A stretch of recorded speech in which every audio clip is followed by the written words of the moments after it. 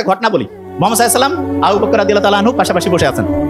একজন দূর থেকে আসলো, এসে আবু বকর রাদিয়াল্লাহু তাআলা আনহু সম্বন্ধে মিথ্যা বানিয়ে বানিয়ে কথা বলতেছে, এবং আবু বকর রাদিয়াল্লাহু তাআলা আনহু কিন্তু এটার মানে হচ্ছে যে প্রোটেস্ট করতেছে যে না, এটা কেমন কথা, আপনি তো ঠিক বলতেছেন।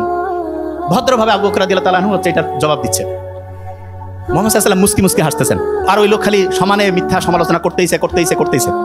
এরপরে হঠাৎ করে আবু বকর রাদিয়াল্লাহু তাআলা আনহু মানে রাগ হয়ে বলল যে না, এটা হচ্ছে যে মানে তুমি যেটা বলতেছো একদমই ঠিক না। এবং উনি প্রচন্ড রাগ যখন হলেন, তখন মুহাম্মদ সাল্লাল্লাহু আলাইহি ওয়াসাল্লাম একটু মুখটা মলিন করে সেখান থেকে চলে গেলেন। মুহাম্মদ সাল্লাল্লাহু আলাইহি ওয়াসাল্লাম যখন চলে গেছে, তখন আবু বকর কিন্তু রাদিয়াল্লাহু তাআলা আনহু ওনার পিছে গেছে। যাওয়ার পরে উনি জিজ্ঞেস করলেন যে আমার সম্বন্ধে মিথ্যা বলতেছিল, আমি ওইটা হেসে হেসে ওইটার প্রতিবাদ করতেছিলাম, আপনিও তখন মুস্কি হাসতেছিলেন, আর আমি যখনই একটু রাগ হইলাম আপনি আবার এখান থেকে চলে আসলেন, কারণটা কি? তখন মুহাম্মদ সাল্লাল্লাহু আলাইহি ওয়াসাল্লাম বলতেছে যে তুমি যখন সে মিথ্যা অভিযোগ করার পরেও, তুমি যখন মিথ্যা অভিযোগ করার পরেও তুমি যখন হেসে হেসে এটার প্রতিবাদ করতেছিলা, তখন আমি দেখতেছিলাম রহমতের যে ফেরেশতারা আছে ওই সময় হচ্ছে তোমার নামে শুধু নেকি লিখতেছে। আর তুমি যখনই ও রাগ হয়েছে, এই জন্য তুমিও রাগ হইলা, তখন দেখলাম যে রহমতের যে ফেরেশতারা এখান থেকে চলে গেল। রহমতের ফেরেশতা যখন চলে যায়, আমি রব্বুল আলামিন মানে মুহাম্মদ সাল্লাল্লাহু আলাইহি ওয়াসাল্লাম কিভাবে এখান থেকে আমি চলে আসলাম।